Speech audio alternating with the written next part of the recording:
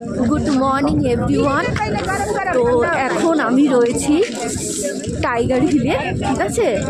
আর এখানে যা ঠান্ডা আর চারিদিক যা কুয়াশার ভর্তি, চারিদিকে পুরো কুয়াশায় কুয়াশা, কিচ্ছু দেখা যাচ্ছে না। জানি না কতটা কি দেখতে পারবো, বাট বহুত ঠান্ডা, বহুত এত ঠান্ডা। এখন বাজে 4:45 আর প্রচণ্ড ঠান্ডা হাওয়া দিচ্ছে। আর আমার ক্যামেরাটা কাছে বুঝতে পারছি, আমার হাতটা কত ঠান্ডা লাগছে।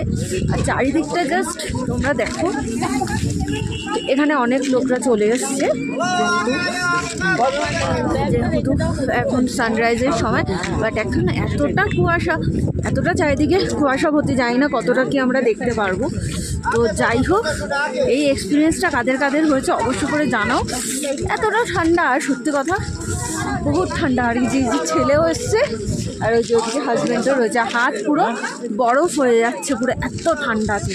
তো চলো পরে আবার কথা হবে।